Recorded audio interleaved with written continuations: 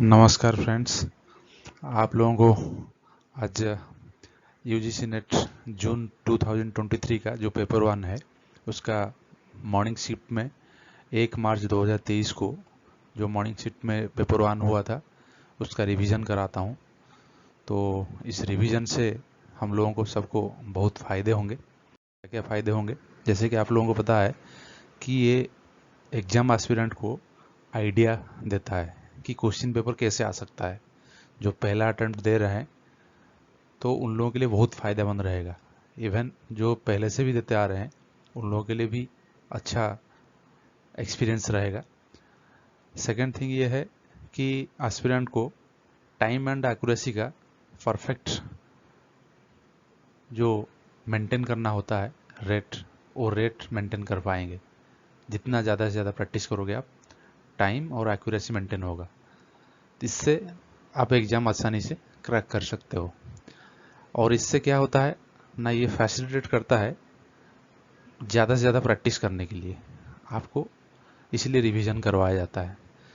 Next, इससे आपको एक ऐसा परफेक्शन आएगा ताकि आप एग्ज़ाम में अच्छे से अच्छे अपीयर कर सको और एक क्वेश्चन का जवाब दे सको। क्योंकि आप लोगों को सबको पता है कि पेपर वन जो होता है यूजीसी नेट का, वो 60 मिनट्स का टाइम होता है, ड्यूरेशन होता है, और उसमें 50 क्वेश्चन आते हैं।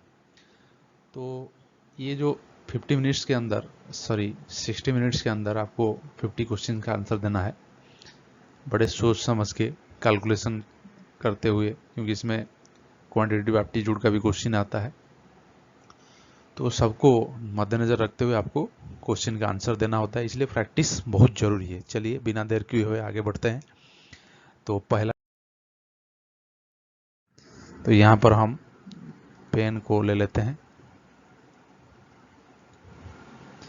तो हमारा अगर टोटल करेंगे हम 72, 18, 35 और 55, इसको टोटल अगर करते हैं तो हमारा सम आ जाएगा 180।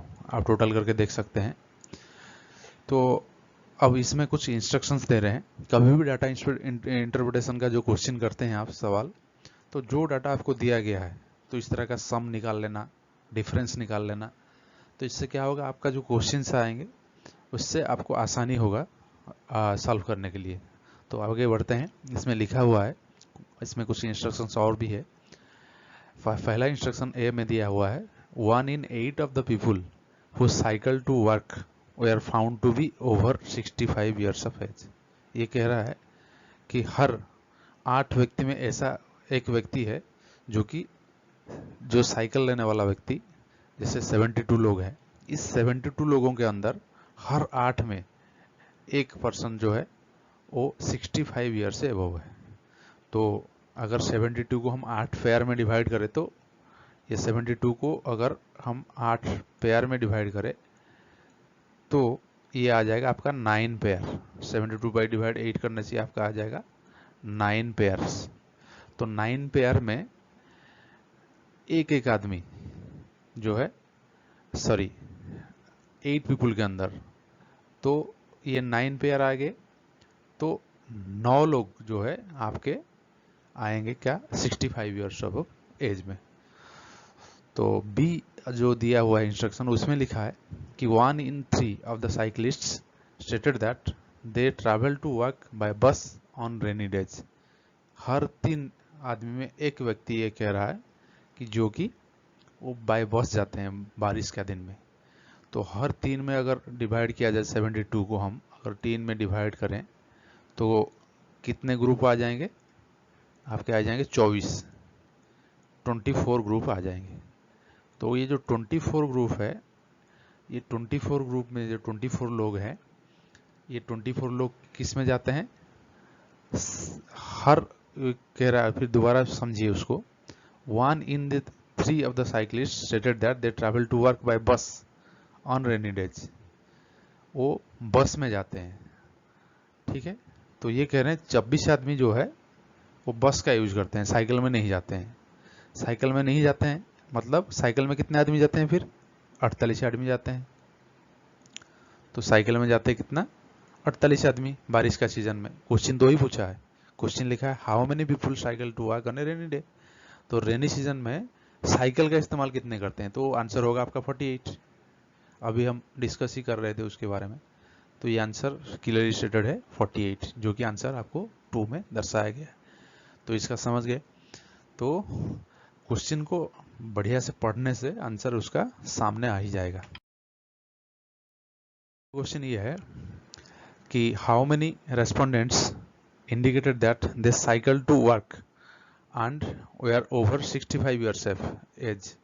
वो कह रहे हैं कि कितने लोग ऐसे हैं जो कि साइकिल लेके काम में जाते हैं एवं वो 65 ईयर से ज़्यादा है। तो हम पिछला क्वेश्चन में हम डिस्कस किए थे उसको कि 72 लोग में से हर 8 में से एक लोग जो है 65 ईयर का एज का है। तो जो है 9 लोग ऐसे मिलेंगे जो कि 65 ईयर का एज का है। तो ये हो जाएगा आंसर ऑप्शन 2। क्लियर है ये। क्वेश्चन 3 वो ये कह रहा है which of the following statement is true. इसमें 4 स्टेटमेंट दिया गया है 1 2 3 4। आप उसको पढ़िए और समझिए, उससे पता चलेगा कि कौन सा स्टेटमेंट ट्रू है। इसका आंसर पहले से 1 दे रखा है इसमें, तो आप देख सकते हैं, इसमें पढ़ के एक एक समझ सकते हैं। पहला क्वेश्चन दिया है स्लाइटली फ्यूअर देन ट्वाइस, मतलब स्लाइटली फ्यूअर देन ट्वाइस मतलब दुगना से थोड़ा कम। किसका दुगना से थोड़ा कम? As many people indicated that they travel to work by bus. जितना लोग बस में जा रहे हैं, बस में जितना लोग जा रहे हैं 35 लोग जा रहे हैं, वो ये कह रहा है कि slightly fewer than twice as many people indicated that they travel to work by bus than by car. ये कह रहा है कि कार में जितने लोग जा रहे हैं उसका दुगना 18 है, इसका दुगना कितना है 36। तो ये जो 36 है ये स्लाइटली फ्यूअर है। बस में जितने जा रहे हैं 36 से स्लाइटली फ्यूअर है, मतलब 36 से थोड़ा कम है। सही है। अगर इसको कंपैरेटिव में अगर 2 3 4 को हम चेक करें तो slightly more than twice as many people indicated that they travel to work by bus than by car. Slightly more people indicated that they travel to work by bus than by car. Slightly fewer people indicated that they travel to work by bus. ये चारों में से आप अगर tally करोगे तो आपका एक ही सही आएगा, बाकी ये जो 2 3 एंड 4 ये स्टेटमेंट रॉन्ग आएंगे। तो इसीलिए आपको जो है ये आंसर होगा इसका 1। चलिए नेक्स्ट स्लाइड देखते हैं। क्वेश्चन जो है नेक्स्ट क्वेश्चन ये कह रहा है कि the sum of which modes of travelling to work represents half the number of responses represented in the survey. ये जो टोटल नंबर है सर्वे का 72 plus 18 plus 35 plus 55 is equal to आपका आएगा 5 5 10 18 2 20 0 2 2 लेने से 5 2 7 3 10 11 7 18 ये आएगा 180। हमने पहले स्लाइड में भी डिस्कस किए थे। तो ये जो 180 आ रहे हैं टोटल 180, ये कह रहा है क्वेश्चन कि the sum of which modes of travelling, किन 2 मोड का ट्रैवलिंग का सम जो है इसका आधा होगा। इसका आधा मतलब half the number of responses represented in the survey. Survey में टोटल 180 लोग भाग लिए थे, उसका आधा मतलब कितना 90। ये जो 90 लोग है ये 90 किस किस का सम है, किस किस का जोड़ है, किस किस को जोड़ने से 90 आ रहा है। पहला जोड़िए दोनों 72 18 ये 90 आ रहा है। ये 18 35 को जोड़िए कितना आ जाएगा 53 आ जाएगा, 53 आ जाएगा, ये आ रहा है आपका 90। ठीक है, तो आंसर ये 90 होना चाहिए, बट यहाँ आंसर 2 दे रखा है जो डाउटफुल है, ए एंड सी।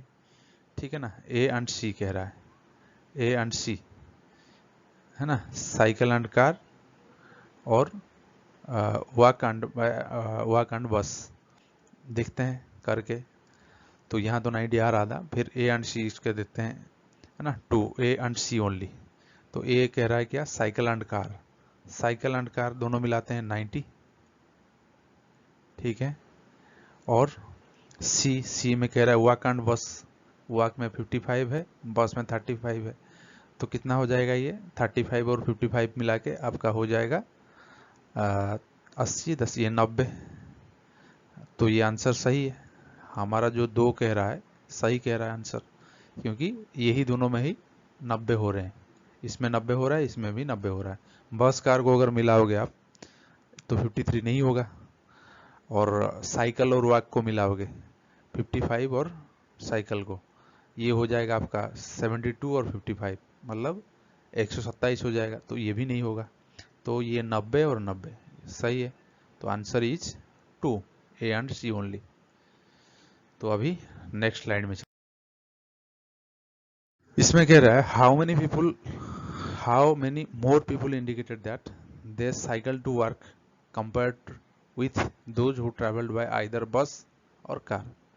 आइदर बस और कार में जो लोग जाते हैं, कार में या बस में, दोनों में जो लोग जाते हैं, आइदर बस और कार, उसमें how many people indicated that they cycle to work, है ना। तो 72 से अगर आप 18 और 35 को माइनस करोगे, 18 और 35 ये को माइनस करोगे आप, माइनस करोगे तो आपका आ जाएगा रिजल्ट कितना, 19। तो आंसर होगा आपका 19। वो ये कह रहा है question, how many more people indicated that, कितने लोग ज़्यादा इंडिकेट कर रहे हैं साइकिल यूज करते हुए, आज compared with those who travelled bye either bus और कार, बस और कार के व्यतीत इसके अलावा और कितने लोग ज़्यादा है जो कि साइकिल के लिए ऑप्ट कर रहे हैं। तो 19 से आएगा उत्तर, क्योंकि 18 लोग चले गए आपके कार में, 35 लोग चले गए बस में, तो रिमेनिंग 19 लोग जो है ना, इससे ज़्यादा लोग 18 और 35 से ज़्यादा लोग किसमें है, 72 इसमें। तो इसलिए 19 लोग मोर जो है ज़्यादा ऑप्ट कर रहे हैं, चूज कर रहे हैं साइकिल में जाने के लिए। आंसर होगा 4, ठीक है। अब नेक्स्ट क्वेश्चन, अब डीआई का 5 क्वेश्चन खत्म हो। अब इसमें नेक्स्ट क्वेश्चन में 2 स्टेटमेंट दिया गया है। Learner centred approach is centred on teacher needs, learner centred approach is centred on cooperative determination of subject matter. अब क्या है, in light of the above statements choose the most appropriate answer from the option given below. ये दोनों statement को मद्देनजर रखते हुए नीचे दिया हुआ 4 सेंटेंस जो है स्टेटमेंट दिया हुआ है ऑप्शन 1 2 3 4 में, आपको चूज करना होगा कि कौन सा स्टेटमेंट जो है करेक्ट है या इनकरेक्ट है। तो पहला है बोथ स्टेटमेंट 1 एंड 2 करेक्ट, मतलब ये 1 और 2 सही है। पहला है learner centred approach is centred on teacher needs, ये कह रहा है कि लर्नर सेंटर्ड अप्रोच जो विद्यार्थियों के ऊपर जो सेंटर करके हम अप्रोच करते हैं पढ़ाई के लिए, is centred on teacher needs, ये केंद्रित है टीचर के नीड के आधार पर। ये इनकरेक्ट है, ऐसा तो नहीं है। लर्नर सेंटर्ड अप्रोच में हमेशा लर्नर को ही फोकस की जाती है, ना कि शिक्षक को, टीचर को। तो इसमें जो स्टेटमेंट 1 है ये गलत है। स्टेटमेंट 2 जो है क्या लिखा है, learner centred approach is centred on cooperative determination of the subject matter. That means आप जो सब्जेक्ट को पढ़ा रहे हो, जो सब्जेक्ट को हमारा टीचिंग हम दे रहे हैं, उसमें टीचर और स्टूडेंट बोथ जो है एक कोऑपरेटिव वे में डिटर्मिनेशन लेते हुए सब्जेक्ट मैटर के ऊपर एनालिसिस करते हैं, पढ़ाई करते हैं। That is a cooperative determination of subject matter, correct है। तो इसलिए आपका ये जो है ऑप्शन 4 जो है करेक्ट होगा।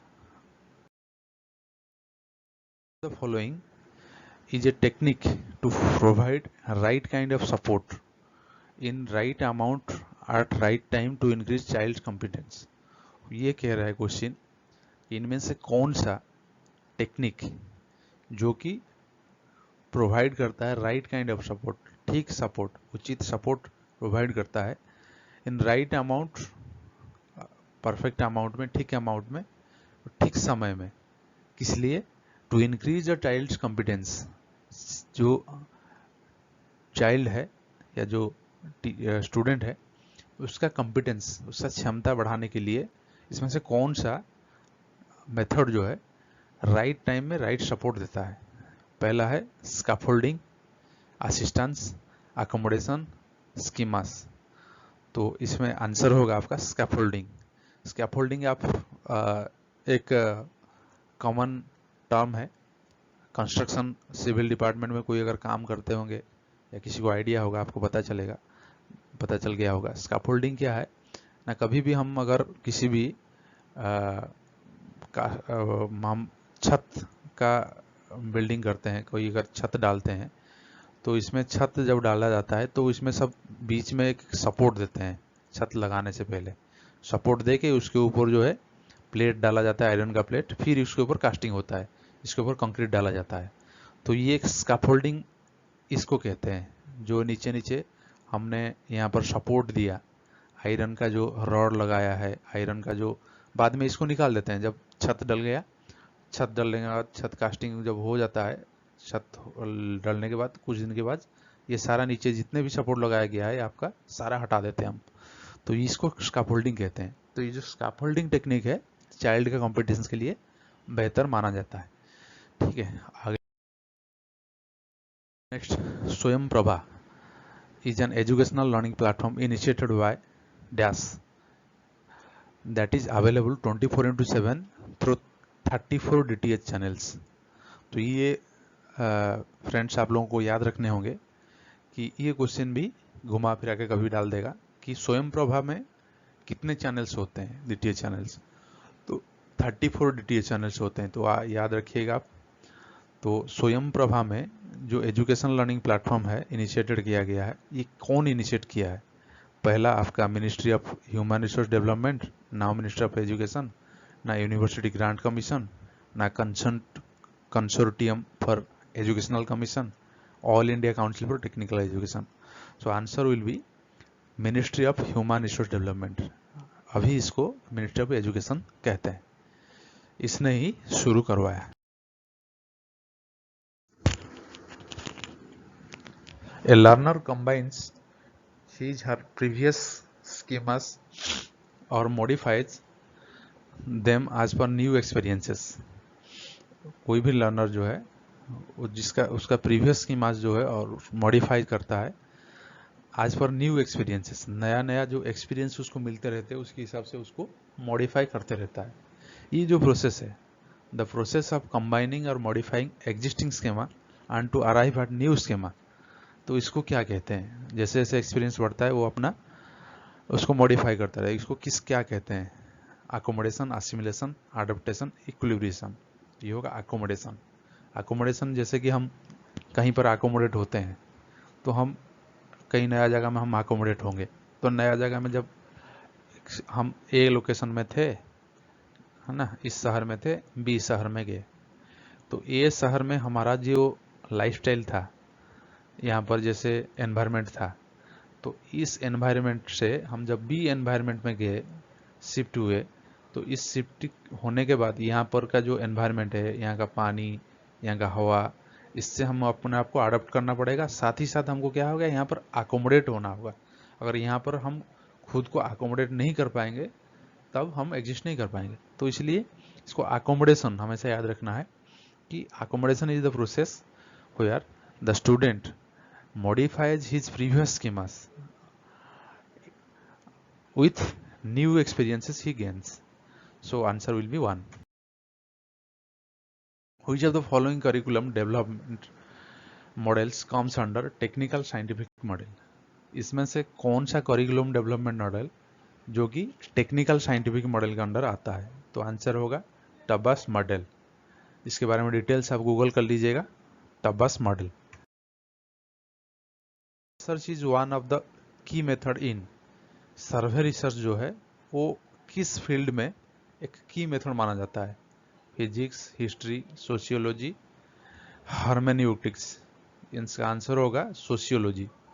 सोशियोलॉजी में ज़्यादा सर्वे रिसर्च किया जाता है क्योंकि ये सोसाइटी के ऊपर डिपेंड होता है और सोसाइटी में different community, different cultures, different social factor के ऊपर आधारित होता है, तो इसलिए सर्वे रिसर्च जो है सोशियोलॉजी के ऊपर ही कारगर होता है, उसको किया जाता है। Of social research are directly linked to different visions of, जो सोशल रिसर्च का मेथड्स होते हैं वो directly link to different visions, वो डायरेक्टली लिंक होते हैं अलग अलग तरह का विजन्स के साथ। किसका? ना सोशल रियलिटी के ऊपर, लैबोरेटरी एक्सपेरिमेंट के ऊपर, ना सिमुलेशन के ऊपर, ना वर्चुअल रियलिटी के ऊपर। सोशल रियलिटी के ऊपर होगा, क्योंकि सोशल रिसर्च ऐसा चीज है जो कि सोसाइटी के ऊपर ही किया जाता है और सोशल हैपनिंग्स के ऊपर किया जाता है, सोशल फेनोमेनन के ऊपर किया जाता है। तो इसलिए आंसर जो है सोशल रियलिटी होगा। लैबोरेटरी एक्सपेरिमेंट ये साइंटिस्ट लोग करते हैं जो लैबोरेटरी में किया जाता है, जैसे फिजिक्स केमिस्ट्री वगैरह का। सिमुलेशंस कोई रियल टाइम घटना को मद्देनजर रखते हुए आप अगर एक्सपेरिमेंट करते हो उसको सिमुलेशन कहते हैं।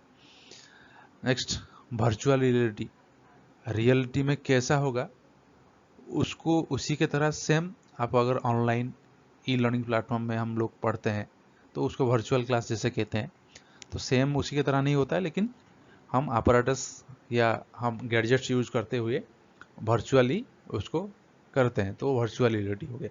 तो इसीलिए सोशल रिसर्च जो है हमेशा सोशल रियलिटी के ऊपर किया जाता है। Theory of social sciences operate at a lower level, simplistic level, categorical level, higher level of abstraction. इसमें आंसर होगा higher level of abstraction. Grand theories of social sciences, याद रखिएगा, ये आंसर होगा higher level of abstraction. Following are considered major types of qualitative research question, इनमें से कौन से जो है क्वेश्चंस को बोला जाता है कि major type of qualitative research questions. आप पढ़े होंगे रिसर्च में क्वालिटेटिव रिसर्च एक होता है, quantitative research.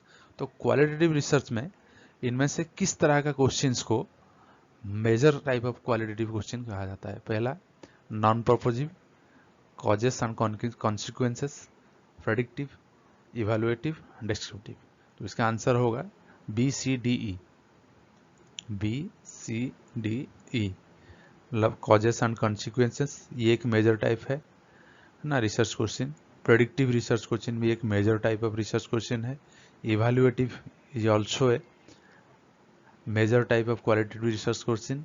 Then your descriptive research question is also a major type of qualitative research question. तो ये जो है चार तरीके के क्वेश्चन है जो कि मेजर टाइप क्वेश्चन माना जाता है क्वालिटेटिव रिसर्च में। ध्यान रखिएगा, इसको याद रखिएगा। अभी दो स्टेटमेंट दिया गया है, हम उस स्टेटमेंट के आधार पर नीचे ऑप्शन में से चुनेंगे कौन सा सही है। पहला statement, time and cost are not relevant in determining the sample size. Time और कॉस्ट रिसर्च में कभी भी कोई रिसर्चर या रिसर्च स्कॉलर जब रिसर्च करता है कोई भी फील्ड में, तो रिसर्च में हमेशा एक स्कॉलर को टाइम की ज़रूरत है। सबसे पहले चीज़ है आपका एरिया ऑफ स्टडी, आप किस एरिया में स्टडी कर रहे हैं, ठीक है ना। Population of study, area, population, ये सब एक फैक्टर है रिसर्च में। पॉपुलेशन, आपका जो ऑब्जेक्टिव, ये सारा चीज़ जैसे जैसे एक फैक्टर है, सेम उसी तरह टाइम एंड कॉस्ट भी, ये दोनों जो है टाइम हो गया और आपका कॉस्ट हो गया, ये भी दो इंपॉर्टेंट फैक्टर है। वो ये कह रहा है कि time and cost are not relevant, ये कोई इसका रिलीवेंस नहीं है, कोई ज़रूरत है नहीं, इतना इंपॉर्टेंस अहमियत है नहीं। Determine the sample size, sample size को डिटरमाइन करने के लिए टाइम एंड कॉस्ट मैटर नहीं करते हैं, वो ये कह रहा है, ठीक है। नेक्स्ट, जबकि ये गलत होगा, टाइम कॉस्ट मैटर करता है, क्योंकि सैंपल सिलेक्शन में टाइम की ज़रूरत है, कॉस्ट का भी ज़रूरत है। Without time you can not select a sample, time तो लगाना ही पड़ेगा, कॉस्ट भी ज़रूरत पड़ेगा, क्योंकि सैंपल के लिए आपको हो सकता है आपको ट्रैवल करना पड़े, ट्रैवल के लिए एक्सपेंस ज़रूरी है ना। तो इसलिए टाइम कॉस्ट मैटर करता है सैंपल साइज के लिए। स्टेटमेंट 2 में क्या दिया है, unit non response and item non response do not matter in deciding the sampling error. Unit non response, unit कोई अगर सैंपल में आपका यूनिट रेस्पॉन्स नहीं देता है या आइटम रेस्पॉन्स नहीं मिलता है तो ये भी मैटर नहीं करता है सैम्पलिंग एरर के लिए। सैम्पलिंग एरर के लिए मैटर करता है, अगर कोई रेस्पॉन्स नहीं आया किसी से तो वो सैम्पलिंग एरर के लिए मैटर करता है, तो ये भी आपका गलत है। स्टेटमेंट 2 भी गलत है, स्टेटमेंट 1 भी गलत है। तो आंसर आपका होगा ये option 2। So studying the feedback systems in humans, animals and machines is described as, ये कह रहे हैं कि जब हम फीडबैक सिस्टम को स्टडी करते हैं तो उसका जो कला है, उसका जो विज्ञान है, साइंस है, फीडबैक सिस्टम को स्टडी करने के लिए किससे, ह्यूमन से, एनिमल से, मशीन से, ठीक है। इस किस में डिस्क्राइब किया गया है, feedback and science, experiments, experience study, message hermeneutics, cybernetics. तो आंसर होगा cybernetics. De Saussure labeled language as a technical code, profusion of science, verbalism, Marco generalizer। तो इसका आंसर होगा perfusion of science. Which of the following are the criteria for public service communication? Public service communication के लिए कौन सा जो चीजें हैं क्राइटेरिया जरूरी है, क्राइटेरिया है पब्लिक सर्विस कम्युनिकेशन के लिए, लोक सेवा में जो कम्युनिकेशन किया जाता है। तो इसमें से कौन कौन सा क्राइटेरिया है। पहला personal bias, next ideological slant, accuracy, comprehensiveness, separation of opinion and facts. इसका आंसर होगा B, C and D. B ideological slant होगा, है ना, सी एक्यूरेसी होना चाहिए, कॉम्प्रिहेंसिवनेस होना चाहिए, पर्सनल बायस नहीं होना चाहिए। क्योंकि आप पब्लिक सर्विस में अगर किसी पर्सन को अच्छा मानोगे, किसी को बुरा मानोगे, आप अगर बायस करोगे, that means you are not good, are not enough good to have a public servant. Public servant के लिए आप सबको एक जैसा सर्विस प्रोवाइड करना है, all are equal for you. So personal bias is wrong. Next, अगर ई की बात करें हम, separation of opinion and facts, opinion और फैक्ट ये दोनों को अगर सेपरेट ट्रीट करोगे आप, है ना, सेपरेशन करोगे, अलग अलग सेपरेशन होगा फैक्ट का और ओपिनियन का, तब भी पब्लिक सर्विस में ये कम्युनिकेशन सही नहीं है। तो आंसर होगा इसका 3, ठीक है, सॉरी आंसर होगा इसका सी, डी, ई से, इसका आंसर होगा सी, डी, ई। सी होगा एक्यूरेसी, डी होगा कॉम्प्रिहेंसिवनेस और separation of opinion and facts. ये जो तीनों है सही होगा। आइडियोलॉजिकल स्लांट जो है ये गलत होगा और पर्सनल बायस ये भी गलत होगा। तो इस चीज का ध्यान रखिएगा। To some experts like Marshall McLuhan, the following are considered not hot media। इनमें से कुछ एक्सपर्ट्स है जैसे मार्शल मैकलुहान, द मैकलुहान जो है एक्सपर्ट्स है, तो उनका कहने के हिसाब से हॉट मीडिया कौन कौन सा है, telephone, television, radio, cinema, print. तो आंसर है 3, सी, डी, ई। रेडियो, सिनेमा, प्रिंट, ये तीनों हॉट मीडिया माना जाता है, क्योंकि इससे ज्यादा जल्दी वायरल होता है कोई भी वो सोसाइटी में। नेक्स्ट, 2 स्टेटमेंट दिया गया है। Internet itself is a network and also a model for cyber space relations. Internet क्या है, ना एक इटसेल्फ अपने से एक नेटवर्क है, and also a model for cyber space relations के लिए। 1 जो है स्टेटमेंट 1 ये ट्रू है। स्टेटमेंट 2 में दिया है global interactive technologies, global interactive technologies aided by the internet heralded the arrival of the second media age by the end of 20th century। ये कह रहा है 20th सेंचुरी का एंड तक, है ना, ये सेकंड मीडिया माना जाएगा। कि कौन माना जाएगा किसको, global interactive technologies aided by internet. कौन कौन सा ऐसे ग्लोबल इंटरैक्टिव टेक्नोलॉजीज, ग्लोबली हम इंटरैक्ट कर सकते हैं इस टेक्नोलॉजी से जो इंटरनेट के जरिए चलते हैं, जैसे व्हाट्सअप, है ना, आपका फेसबुक, व्हाट्सअप में आप ऑडियो वीडियो कॉल भी कर सकते हैं, है ना, पृथ्वी का कहीं पर, जो अर्थ का कहीं पर एक बंदा हो दूसरे पॉइंट पे कहीं पर भी वो वीडियो कॉल कर सकते हैं, ऑडियो कॉल कर सकते हैं, इंटरेक्ट कर सकते हैं, मैसेजिंग में भी आपका मैसेंजर वगैरह फेसबुक वगैरह में भी कनेक्ट हो सकते हैं। ये कह रहा है कि 20वीं सेंचुरी के आखिर तक ये सेकंड मीडिया का एज में आ जाएगा। ठीक है, ये भी सही है। तो ये आंसर होगा 1, both statement 1 and 2 are true. Next math का क्वेश्चन है, the monthly income of a person in the year 2020 was 65,000। 2020 में किसी व्यक्ति का, है ना, मंथली इनकम था कितना, 65,000 था 2020 में। तो अब क्या कह रहे हैं, and his monthly expenditure was 45,000। ये इनकम था, ये एक्सपेंडिचर था। एक्सपेंडिचर क्या था, 45,000। तो बैलेंस कितना हो रहा होगा, आप यहाँ पर कैलकुलेट कर लीजिएगा। 65 से 45 जाने से बैलेंस हो गया कितना आपका 20,000।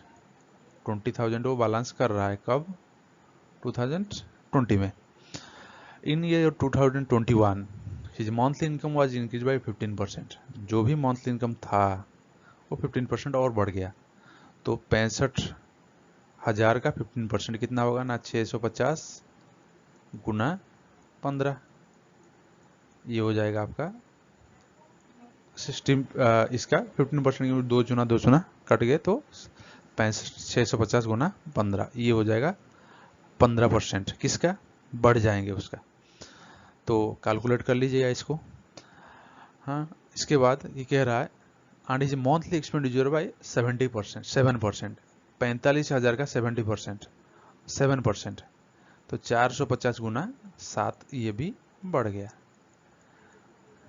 ये भी इसका जो रिजल्ट आएगा और इसका जो ये रिजल्ट जो आएगा ये इस पे बढ़ेगा, और इसका जो रिजल्ट आएगा ये इस पे बढ़ेगा। बढ़ने के बाद ये कह रहा है what is the percentage of increase in his savings. Savings कितना था, 20,000 था। तो अभी जो सेविंग्स आएगा, अभी इसको गुना करने के बाद इसमें जो परसेंटेज ऑफ इंक्रीज हो जाएगा, इंक्रीज होने के बाद फिर इससे जो भी आएगा आपका जो भी नया इनकम आएंगे 65,000 प्लस 15%, और जो भी नया एक्सपेंडिचर है उसको माइनस करोगे।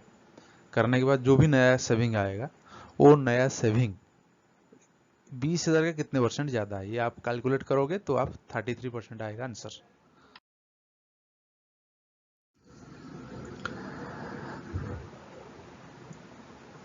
Five by nine of A number, 5/9 of a number is equal to 25% of the second number. 5/9 of a number means x. 5/9 of x is equal to 25% of the second number. 25% means 1/4. 1/4 ये है 5/9। 25 1/4 of second number, y ले लीजिए इसको। ठीक है, अब ये कह रहा है second number is equal to 1/4 of third number. Third number का 1/, second number is equal to, है ना, second number is equal to, sorry second number क्या था, y था। y is equal to, second number is equal to 1/4 of third number. 1/4 of third number z। The value of the third number is इतना 2960। तो Z के जगह में आप 2960 लिख दो, 2960। अब इसको कट करोगे तो 4 में काटने से 4 7 28, 4 4 16, ठीक है। तो ये हो गया 740। तो y 740 आ गया, 740 डालो तो 4 के 4 यहाँ 3 34, 4 अष्टाम 32, 4 पंचा 20। तो ये आ जाएगा 185, है ना, 185। तो x इज इक्वल टू आ जाएगा आपका 185 इंटू 9 डिवाइडेड बाई 5।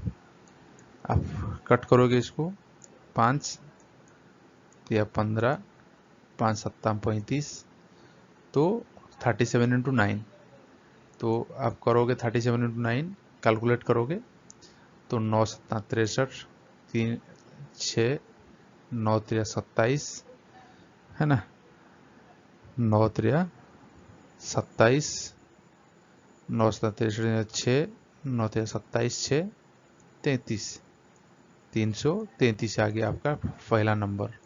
कौन सा? x। How much is the 30% of fast number, fast number का 30% क्या है? 30% करेंगे 30/100, तो 100 करने से 0 0 कट गए, तो ये हो जाएगा आपका 3 को 3 में काटने से 3 गुना करने से कितना होएगा? 999। तो 999 डिवाइड बाई 10 कितना हो जाएगा? 99.9। तो आंसर हो जाएगा आपका 99.9। तो आंसर ऑप्शन होगा इतना आपका 2। आगे बढ़ते हैं। P जो है प्रिंसिपल वैल्यू डालोगे। प्रिंसिपल वैल्यू हम आपका दिया हुआ है, अलग अलग प्रिंसिपल वैल्यू है। जैसे x/3 एक प्रिंसिपल वैल्यू हो गया, x/4 एक प्रिंसिपल वैल्यू हो गया, है ना, रिमेनिंग अमाउंट एक प्रिंसिपल वैल्यू हो गया। ऐसे डाल के अगर कैलकुलेट करोगे तो आपका आंसर आएगा 99,000। तो इसका लेंदी होगा, जबकि माउस में मैं कर रहा हूँ तो इसलिए कैलकुलेशन ढंग से हो नहीं पा रहा है, नहीं तो हम कर सकते थे। तो आप रफली कलेक्ट करके इसको कैलकुलेट करके आप आंसर निकाल सकते हैं।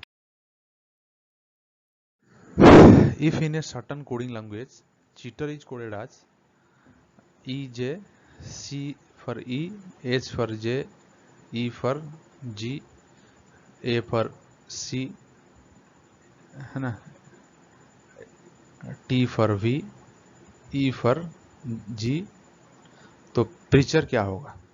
अब देखते हैं इसका क्या कोडिंग लैंग्वेज में क्या है ना। C के लिए E, मतलब C के बाद E और एक गैप हुआ, H I के बाद फिर J एक गैप हुआ, E के बाद D, E के बाद F, F के बाद G, A के बाद B के बाद C, T के बाद U के बाद V, हाँ, E के बाद H के बाद, E के बाद F के बाद G, R के बाद X के बाद T, मतलब एक एक लेटर छोड़ के आता है। तो प्रीचर का भी एक लेटर छोड़ोगे, P Q R, R आ जाएगा, R S T आ जाएगा, R T, E F G आ जाएगा, R T G, इसके बाद A B C आ जाएगा, R T G C, C के बाद D का E आ जाएगा, इसके बाद H I के बाद J आ जाएगा, है ना, E के बाद F G आ जाएगा, R S T आ जाएगा, तो आ जाएगा R T G C E J G T, R T G C E J G T, ये हो जाएगा answer. What number should replace the question mark? 7, 10, 19, 46, 127 के बाद क्या आएंगे? आंसर होगा 4, 370 आएंगे। कैसे आएगा आप कैलकुलेट कीजिएगा। 7 के बाद 10, 3 गैप है, 10 के बाद 9 गैप है, 19 के बाद ये 9 गैप है, 19 के बाद कितना है यहाँ 7, है ना, सॉरी 16 से 9 जाने से 7, यहाँ रह जाएगा 3 से 27 गैप है ना।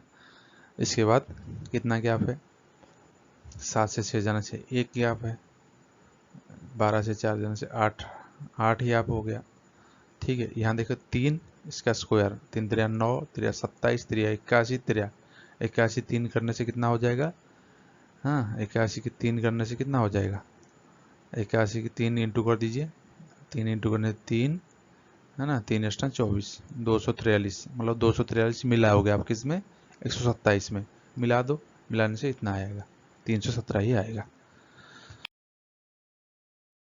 C is committed in the following argument, इसमें से कौन सा फालसी इसमें कमिट किया गया है आर्गुमेंट में? When I called you, you were neither in your class nor in your laboratory. Why you are avoiding me? Why are you avoiding me?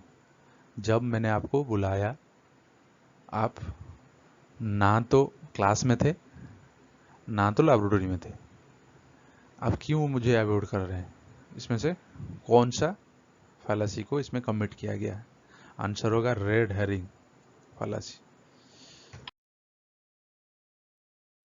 Which of the following statement are logically equivalent? कौन सा statement logically equivalent होंगे? Some animals are birds. Some animals are birds. पहला, ये अगर animal हो गए और ये बर्ड हो गए तो some animal bird, ये एनिमल ये बर्ड, तो some animal बर्ड हो गए, कुछ एनिमल ये जो एरिया है some animals are bird. Next, some animals are not birds. some animals are not birds, ठीक है, ये भी, ये दोनों जो बराबर हो रहे हैं, फॉलो कर रहे हैं, इक्विवेलेंट होते लॉजिकली. some नॉन बर्ड्स, जो भी नॉन बर्ड्स होते हैं, मतलब ये लोग, ये एरिया जो पड़ा हुआ है खाली, some non birds are not non animals, are not non animals, ये फॉलो नहीं करेगा. नॉन एनिमल कौन होते हैं? नॉन एनिमल कोई है ही नहीं, ये तो सारा एनिमल है non animals. some non birds are not non animals, ये गलत है. some birds are animals, ठीक है, some birds are animals है ना. some animals are birds जब हो रहे हैं तो some birds are also animals, क्योंकि ये बीच वाला इलाका होता है. तो ए, बी और डी ये तीनों जो है फॉलो करते हैं. If the statement no animals are fishes, कोई भी animals fishes is given as false, ये गलत है. Then which of the following statement can immediately be inferred as true? जब कोई भी एनिमल फिश नहीं है तो ऑल फिशेस आर एनिमल्स, ये गलत है माना जाता है. जब ये गलत मानते हम, no animals are fishes, all fishes are animals, ये सही रहेगा क्या? या some animals are not fishes, ये सही रहेगा क्या? ऑल एनिमल्स आर फिशेस, ये सही रहेगा. सम एनिमल्स आर फिशेस, तो ये सही रहेगा क्या? तो ये आंसर आपका ABCD जो दिया गया इसमें से कौन कौन सा जो है स्टेटमेंट जो है ट्रू माना जाएगा? तो आंसर 4 होगा इसका D, some animals are fishes. जब नो एनिमल्स आर फिशेस ये गलत है, that means small some animals are fishes होगा, तो ये ट्रू होगा. Next, which of the following propositions are contrary to each other? कौन कौन से प्रोपोजिशन जो है एक दूसरे को कंट्रारी करते हैं? All fishes are mammals, some fishes are mammals, है ना. All fishes are mammals, some fishes are mammals, no fishes are mammals. तो जब ऑल फिशेस आर मैमल्स कह रहे हैं और नो फिशेस आर मैमल्स, ये दोनों बहुत डायरेक्टली कंट्रारी कर रहे हैं, ठीक है ना. तो ये आंसर होगा आपका ए एंड सी ओनली, सिर्फ 2. According to Nyaya, classical Indian school of logic, which of the following argument involves the fallacy of अनुपसंहारी नॉन एक्सक्लूसिव मिडिल टर्म? तो इसमें से आंसर होगा 3. Sound is eternal because it is audible, sound जो है eternal है क्योंकि ऑडिबल है. The hill has smoke because it has fire, ये नहीं होगा. All the things are non eternal because they are knowable, ये भी नहीं होगा. Sound is eternal because it is produced, क्योंकि ये ऑडिबल है इसलिए जो है एटर्नल, तो ये आंसर होगा इसका. In the following MS Excel spreadsheet in which of the population column represents the city's population in millions of the people? इनमें से कौन से, है ना, which of the population column represents city's population in millions of people? तो answer इसका 4 होगा, 18, है ना, 18 होगा आंसर इसका.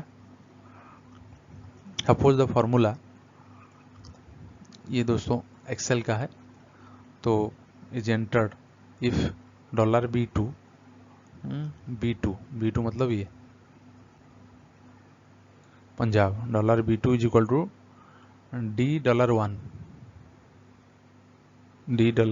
$1 हरियाणा, $A2 0, A2 मतलब 0 is entered into cell D2 cell में डाल दिया जाएगा, इस सेल में, and then the cell D2 is copied, D2 को कॉपी किया जाएगा and pasted to D2 is to F9, D2 is to F9, D2 से लेकर F9 यहाँ तक पेस्ट किया जाएगा। How many cells in the range D2 F9 contains 0, तब D2 से लेकर F9 तक कितने सेल में 0 होंगे, तो इसका आंसर 18 होगा। इसको एक्सेल का अगर प्रैक्टिस करोगे आप प्रैक्टिकली तब पता चल पाएगा। Which of the following statements about email security best describes about email encryption? This is a self-replicating program that can be spread by email. This disguises the content of email message in order to protect sensitive information. This consists of sending numerous duplicate mails to the same email address. The mail header is changed so that message appears to have come from someone else. Answer होगा 2. This disguises the content of email messages in order to protect sensitive information. ये email security का, email encryption का एक best description है। Given below are two statements about music file. Music file के बारे में 2 statement दिया गया है, हम इनमें से देखना होगा कौन सा सही कौन सा गलत है। Statement 1. A music clip stored in MP3 format would take up more memory than the same clip stored in web format, WAV format. कह रहा है कि MP3 फॉर्मेट में कोई भी अगर क्लिप को स्टोर किया गया है उसमें ज़्यादा मेमोरी खर्चा होता है ना। अगर सेम क्लिप को WAV फॉर्मेट में हम करते हैं तो कम मेमोरी लगता है उसमें। ये सही है गलत है ना, ये गलत होगा। स्टेटमेंट 2 कह रहा है music files stored in MP3 format are of better quality than file stored in WAV format. MP3 format में जो भी म्यूजिक फाइल होगा अच्छा क्वालिटी का होता है WAV फॉर्मेट्स, ये भी गलत है। तो both statement 1 and 2 are false, ठीक है, ये सही होगा। Statement 1 and statement 2 are true, ये सही है, ये गलत होगा, सही नहीं है, ठीक है, ये भी गलत होगा आपका, ये भी गलत होगा। तो आंसर सही आंसर होगा ये। नेक्स्ट, तो following statement are accurate. ABC 3 statement दिया गया है, इसमें से एक्यूरेट कौन से हैं? Web 2.0 is a simple static website without any interaction with its users. Web 2.0 brings people closer together with information using machines. Web 3.0 brings machines closer together using information. तो answer होगा 3, that means B and C only, दोनों सही है, B and C. It brings people closer together with information using machines. It brings machines closer together using informations. इसमें 2 कलम दिया गया है, लिस्ट 1 लिस्ट 2, मैच करने के लिए बोला गया है। अब इसका मैच करते हैं। इंकजेट प्रिंटर, तो इंकजेट प्रिंटर क्या है ना, LCD स्क्रीन क्या है, LED स्क्रीन क्या है, प्लेजर प्रिंटर क्या है, उसके बारे में डिस्क्रिप्शन दिया गया है। ये सारे आउटपुट डिवाइसेस है, ठीक है। आंसर इसका 4 है। ए का देखिए 3, ए का 3, ये हो जाएगा ए का 3। इसको क्लियर कर देते हैं पहले।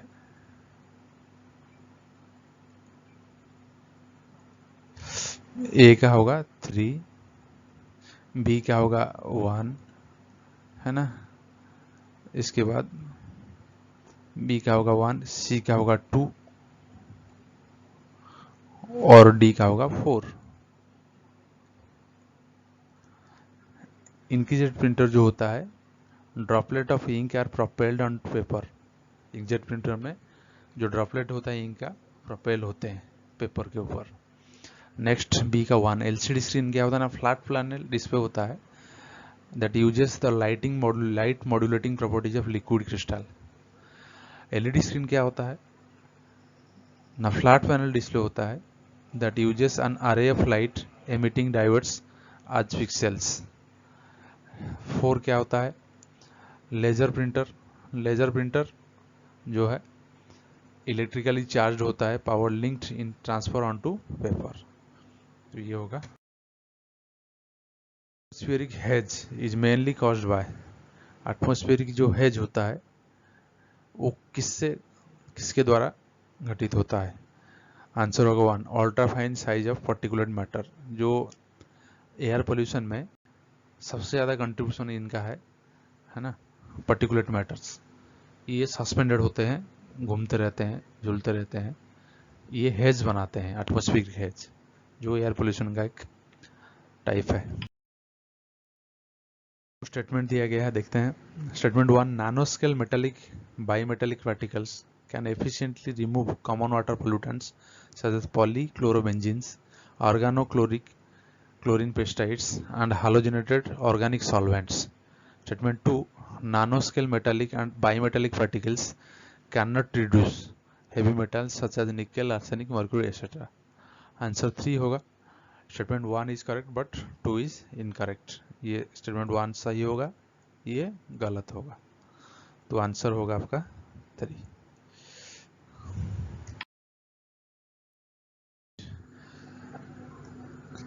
One is labeled as assertion A and another labeled as assertion reason B. Statement 1 दिया गया है, 2 स्टेटमेंट दिया गया है, एक assertion है, एक reason है। assertion में दिया हुआ है the change in sea level at any coastal location depends on the sum of global, regional and local factors. reason में है therefore the global mean sea level rise translates into an uniform size in sea level around world. Answer होगा 3, A is correct, R is not correct. assertion सही है but reason गलत है। The change in sea level, sea level में जो changes होता है at coastal location, coast area में जो सी लेवल में चेंजेस आता है, दैट डिपेंड्स ऑन, वो डिपेंड करता है किसके ऊपर, sum of global, regional and local factor, पूरे पृथ्वी के ऊपर है ना, उसी एरिया जो रीजन के ऊपर, और लोकल फैक्टर वहाँ का, तो तीनों के ऊपर डिपेंड करता है वो। बट रीजन में जो दिया गया वो इसमें मैच नहीं करता, उससे सूट नहीं करता, तो इसलिए R is not correct. Oxygen demanding waste, जो ऑक्सीजन डिमांड करने वाला वो कचरा होते हैं, वेस्ट होते हैं, वो क्या करते हैं ना, decrease the oxygen level in water. जो ऑक्सीजन डिमांडिंग वेस्ट होते हैं वो अगर पानी के संस्पर्श में आएंगे तो हमेशा पानी का जो ऑक्सीजन लेवल है उसको भी खत्म करेंगे। तो ये है उसका 2 दिया गया है यहाँ पर, लिस्ट 1 लिस्ट 2। लिस्ट 1 में है सस्टेनेबल डेवलपमेंट गोल्स, नंबर दिया हुआ है, और गोल दिया गया है 2 में। अभी हमको मैच कराना होगा, तो इसका सही आंसर है 3, ठीक है। 3 में ए का है number 2 sustainable development goal, B का है 3, सी का है 4 और डी का है, सॉरी सी का 4, डी का 1, ठीक है। तो ये जो सस्टेनेबल डेवलपमेंट 2 जो है वो क्या है ना, जीरो हंगर। जो सस्टेनेबल गोल हमारा बनाया गया था तो उसमें से क्या क्या गोल थे, गोल नंबर जो 2 था वो ये था कि जीरो हंगर, कोई भी भूखा नहीं मरेंगे। सस्टेनेबल डेवलपमेंट गोल 3 जो था वो क्या था ना, गुड हेल्थ एंड वेलबींग होगा सबका, ये 3rd गोल था, 2nd गोल था, ये 3rd गोल था। अब सस्टेनेबल गोल 6 क्या था, 6 था आपका 4 नंबर पे, क्लीन वाटर एंड सैनिटेशन। ये भी जरूरी है, एक हेल्दी लाइफ के लिए भी जरूरी है। ये सस्टेनेबल गोल 6 था आपका। नेक्स्ट सस्टेनेबल गोल 11 क्या था ना, सस्टेनेबल सिटीज एंड कम्युनिटीज, ये आपका 11 नंबर सस्टेनेबल गोल था। The full form of spark, SPARC, इसका आंसर है 2, scheme for promotion of academic and research collaboration. NIP 2020, India will be promoted as a global study destination, providing premium education at affordable costs, thereby helping to restore its roles as economic power, knowledge economy, विश्व गुरु, शिक्षा गुरु। ये होगा विश्व गुरु, हमारा India जो है विश्व गुरु बन जाएगा, क्योंकि ये रीजनेबल कॉस्ट में, अफोर्डेबल कॉस्ट में प्रीमियम एजुकेशन प्रोवाइड करेगा। NCIB का फुल फॉर्म क्या है, NCIBA का फुल फॉर्म क्या है, national committee for integration of vocational education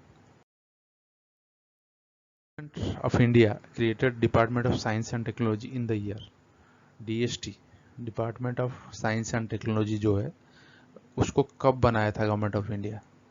इसका आंसर होगा 1971 में।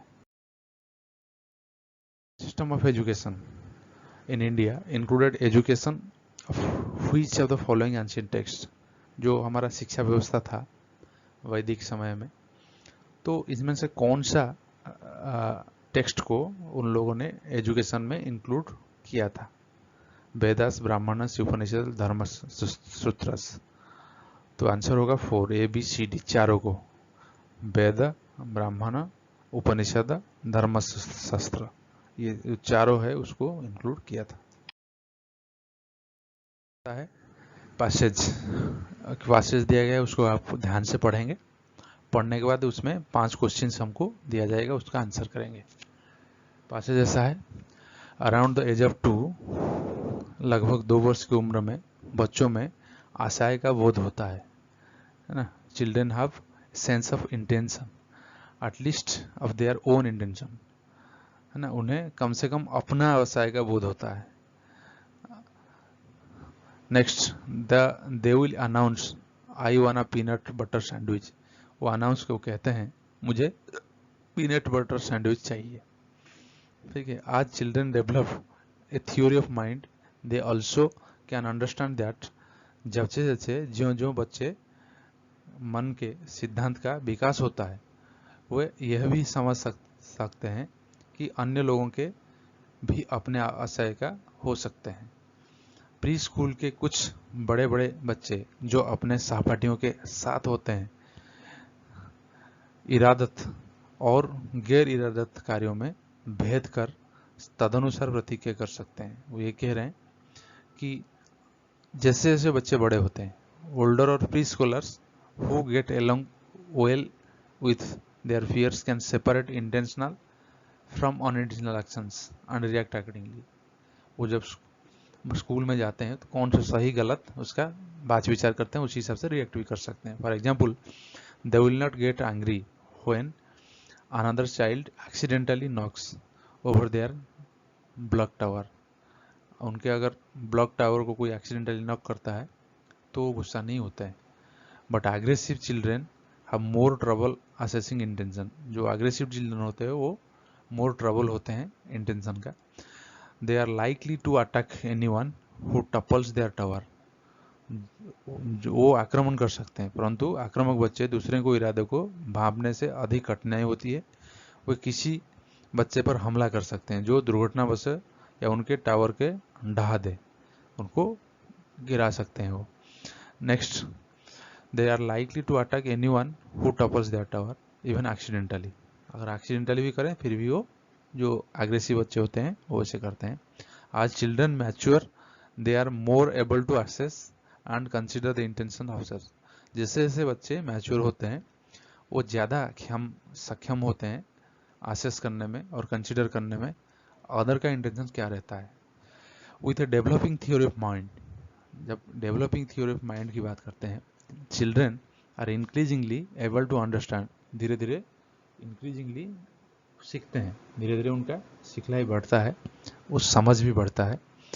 That other people have different feelings, दूसरे लोगों का फीलिंग्स दूसरा है, एक्सपीरियंस भी दूसरा है, and therefore may have a different view point और पर्सपेक्टिव। इसलिए हर एक व्यक्ति का दूसरा व्यू पॉइंट होता है, अपना पर्सपेक्टिव होता है।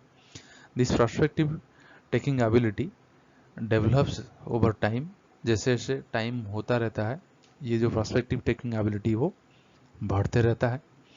Until it is quite sophisticated in adult, adult होते होते ये quite sophisticated हो जाता है।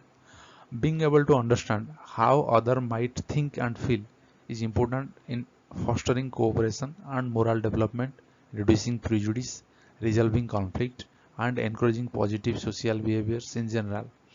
Some coaching in perspective taking from the teacher might help if children mistreat fears and the mistreatment is not part of deeper emotional or behavioral disorder। तो ये question है, sorry paragraph है, हमने अभी read किया।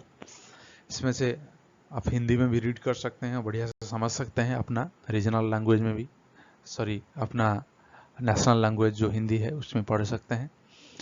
तो अभी जो है, अभी इस क्वेश्चन का आंसर करेंगे। क्वेश्चन दिया है, children of which of the following ages would generally have the best perspective of taking ability.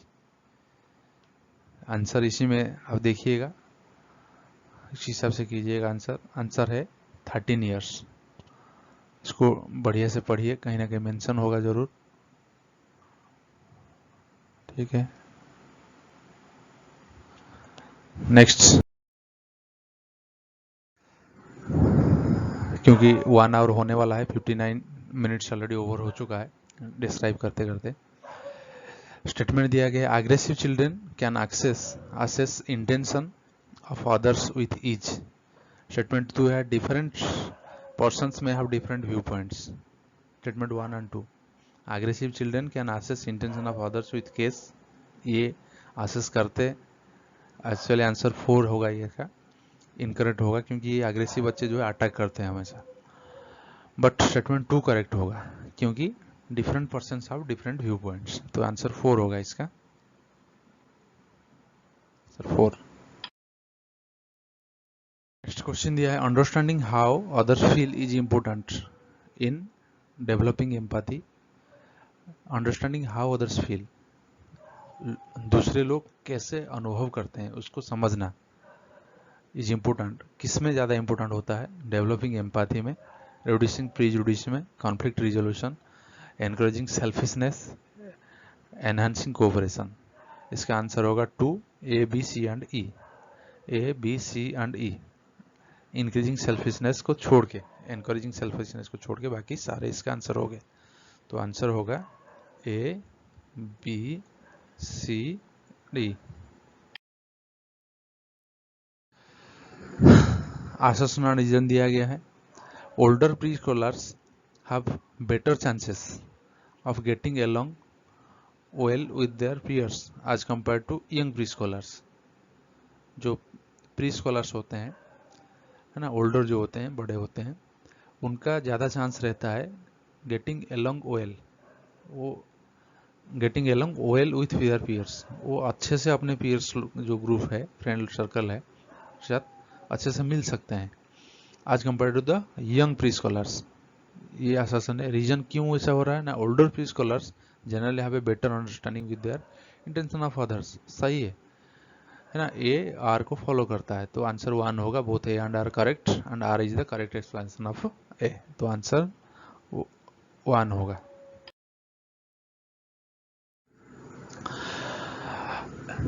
A 2-year-old child is likely to have better understanding of his own intention than those of others. Statement 2, it is always helpful to coach a child in perspective taking if the child has the habit of mistreating others because of some behavioral disorder. अब कौन सा सही कौन सा गलत, 1 सही होगा, 2 गलत होगा, आंसर 3 होगा। कैसे ना, स्टेटमेंट 1 में दिया गया है, एक 2 साल का बच्चा likely to have better understanding, उसका अंडरस्टैंडिंग बेटर हो सकता है अभी जो ओन इंटेंशन, अपने इंटेंशन के हिसाब से, दो ऑफ अदर्स सही हो सकता है। और स्टेटमेंट 2 में दिया गया है वो गलत होगा। स्टेटमेंट 2 दिया गया है, it is always helpful to coach a child, हमेशा एक चाइल्ड को कोच करना एक हेल्पफुल होगा। इन पर्सपेक्टिव टेकिंग में, उसका सोच विचार समझ रखने में उसको हमेशा कोच करना सही रहेगा। इस child is habit of mistreating others ना, किस बिहेवियरल डिजॉर्डर के चलते, उसका बिहेवियरल कुछ डिजॉर्डर के चलते अगर वो मिसट्रीट करता है सबको, तो हमेशा उसको कोच करना सही है, गलत है ये, ऐसा गलत है, तो इसलिए जो है स्टेटमेंट 2 गलत होगा। तो answer 3 is the correct answer. तो यहीं ख़त्म करते हैं। तो उम्मीद करता हूँ कि आपका जो ये पेपर 1 का जो सेट था, ये आप अच्छे से समझ पाए होंगे और एनालाइज कर पाए होंगे।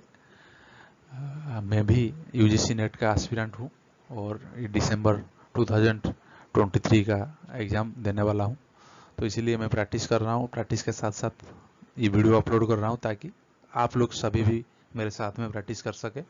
तो सबको यही रिक्वेस्ट करता हूँ, मेरे चैनल में ऐसे वीडियोज़ मिलता रहेगा आपको, खाली UGC नेट करके नहीं, अदर एग्ज़ाम, कॉम्पिटेटिव एग्ज़ाम का भी मैंने प्रैक्टिस सेट्स अपलोड करूँगा। तो आप लोग जो भी एग्ज़ाम को एस्पायर करते हो, जिस एग्ज़ाम को, तो मेरे चैनल में आके आप देख सकते हैं उसको, और आपका प्रैक्टिस भी हो जाएगा साथ ही साथ। और इसमें मेरे चैनल में काफ़ी शॉर्ट वीडियोज़ भी है, रीजनिंग, क्वांटिटेटिव एप्टीट्यूड, आपका जनरल नॉलेज, इंग्लिश ग्रामर, इसका काफ़ी क्वेश्चंस है। आप जो इंटरेस्टेड है वो उसको आके देख सकते हैं। और सब शॉर्ट वीडियोज़ में म्यूजिक एम्बेडेड है, वो म्यूजिक चलता रहेगा, आप उसको सॉल्व करते रहेंगे, आंसर देते रहेंगे। तो उम्मीद करता हूँ आप सबको अच्छा लगा हो। Thank you. अच्छा लगा है तो, और आगे अगर इस तरह का वीडियोज़ देखना चाहते हैं तो सब्सक्राइब कीजिएगा ज़रूर। Thank you.